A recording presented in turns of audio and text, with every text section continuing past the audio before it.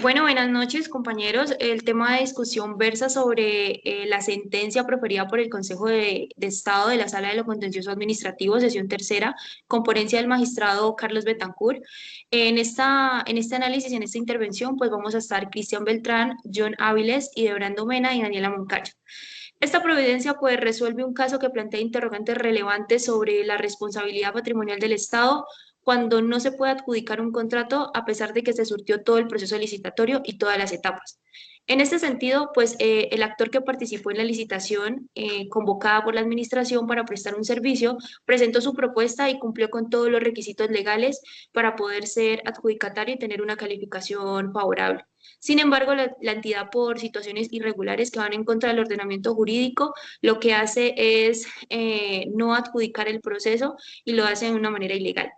En este sentido, pues el proponente claramente demanda al Estado reclamando ese lucro cesante, y el lucro cesante se refiere a que él dejó de percibir unas ganancias por no haber podido pues ejecutar ese contrato si se hubiera llevado en felices términos.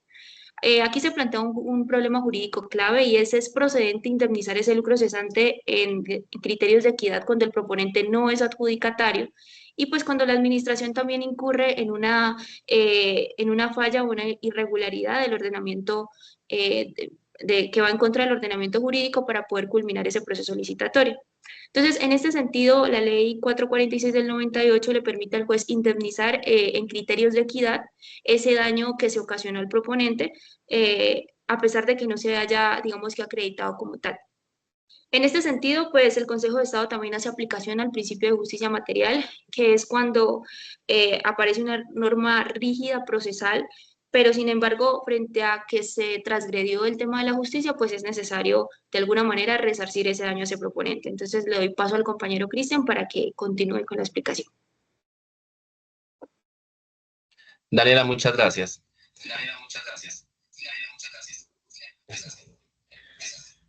Bueno, retomando la misma línea, yo sí quiero pues realizar una profundización en lo que significa la tensión que se planea dentro de la sentencia. Esto en el sentido de que entre los dos principios, la equidad y la reparación integral, normalmente cuando se habla de indemnización en derecho administrativo, se piensa en que se debe haber una prueba clara, técnica y completa del daño. Pero esta sentencia cambia un poco ese enfoque sin que esto quiera decir que pues lo está debilitando. El Consejo de Estado reconoce que no siempre es posible probar con exactitud cuando se dejó de ganar un proceso, y por eso es que le otorga al juez un papel más activo, no solo para aplicar las normas, sino también para valorar el daño de forma justa y razonable. Me voy a permitir citar textualmente unas palabras de la sentencia, la cual pues manifiesta lo siguiente, abro comillas: cuando se cuantifica bajo las directrices del principio de valoración en equidad, existe la posibilidad de ajustar la suma indemnizable con base en otros criterios, no necesariamente conscientes con el tradicional de la casualidad, cierro comillas.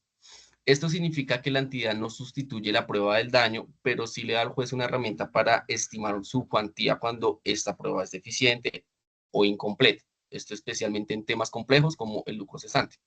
Incluso el Consejo de Estado cita pues muchas doctrinas italianas y españolas pues para reforzar lo que se está exponiendo.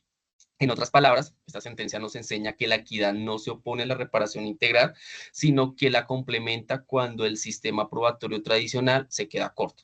Esto es en vía legal prevista expresamente para proteger derechos vulnerados, incluso si no se pueden medir con total exactitud. Entonces me permito darle la palabra a mi compañero John para que exponga. Muy buenas noches, muchas gracias.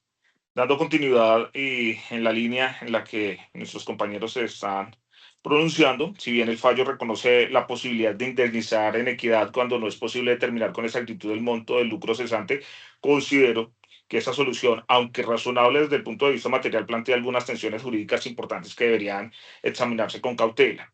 En primer lugar, el uso de la equidad como mecanismo para determinar el quantum del perjuicio, si bien tiene respaldo legal en el artículo 16 de la Ley 446 del 98, no debe entenderse como una vía para debilitar el principio de legalidad en materia de responsabilidad estatal. Ahora, la propia sentencia reconoce que la equidad no puede ser utilizada para suprimir la prueba del daño, sino únicamente para establecer su cuantía cuando ésta resulte incierta. Sin embargo, en esta frontera existe un margen muy estrecho entre existencia y cuantificación del daño. Puede volverse borrosa incluso y peligrosa si el juez no la maneja de manera eficiente o con un rigor jurídico estricto. Es preciso decir incluso que la doctrina ha advertido que si bien la equidad puede corregir rigideces del sistema probatorio, no debe convertirse en una válvula para eludir el principio de certeza del daño antijurídico. Es así que el profesor, incluso en la misma lectura, el doctor Santofimio Gamboa, al estudiar los criterios para declarar la responsabilidad patrimonial del Estado, advierte que un juez no puede sustituir la prueba por conjeturas ni la equidad puede operar como licencia para asumir lo que no se ha acreditado en el proceso. Desde esta perspectiva, la equidad debe ser usada como extrema precaución, pues de lo contrario podríamos pasar del Estado responsable al Estado asegurador universal, lo cual pues, distorsiona el diseño del sistema de responsabilidad objetiva. Además de esto, nos preocupa, o bueno, me preocupa desde mi punto de vista la posible afectación del principio de igualdad entre los proponentes, ¿sí? Si bien el demandante en este caso fue perjudicado por una conducta administrativa irregular, por así decirlo, no deja de ser cierto que había otros oferentes y que el juez no puede asumir automáticamente que el contrato le habría sido adjudicado a este único oferente que alegó.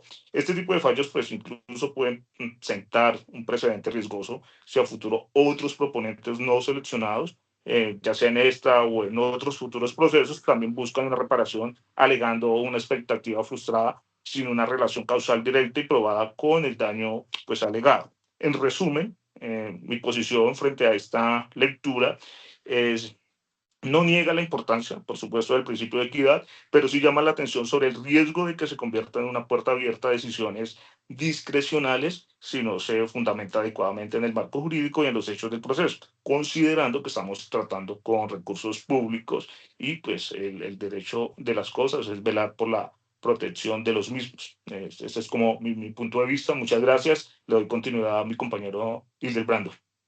Muchas gracias. En primer lugar, diremos que esta providencia representa un precedente significativo a reconocer que un proponente no adjudicatario en un contrato estatal puede ser sujeto a indemnización por lucro cesante. Ya la compañera que me dio la palabra explicó muy bien que era un lucro cesante. Obviamente que se debe acreditar la existencia de un daño cierto. Y frente a la imposibilidad de determinar con exactitud los perjuicios, el juez lo que puede acudir a los criterios de valoración en equidad.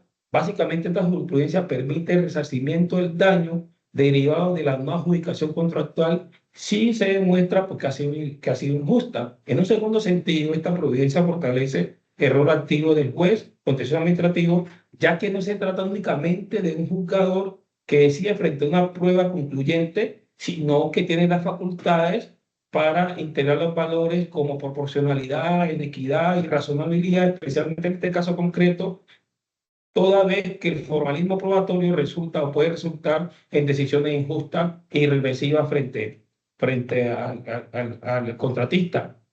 En principio, la equidad lo que aplica básicamente, exclusivamente es en la cuantía, no en la existencia del daño. La Corte ha sostenido que la lesión injustificada de los derechos patrimoniales a sus administrados atribuibles al Estado debe ser objeto de indemnización adecuada. En este sentido, la equidad no sustituye la ley, sino que opera como un principio complementario útil para ajustar la indemnización a los límites reales en el caso concreto. Pero esta indemnización obviamente no puede equivaler a la totalidad de las utilidades proyectadas.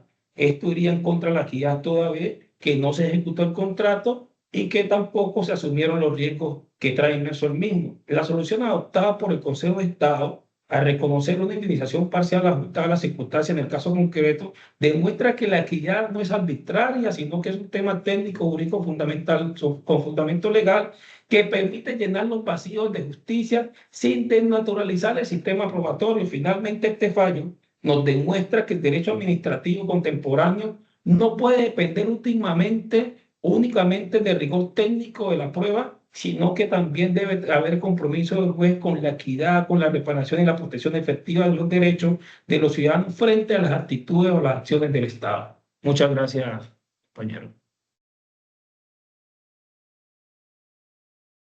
Muchas gracias.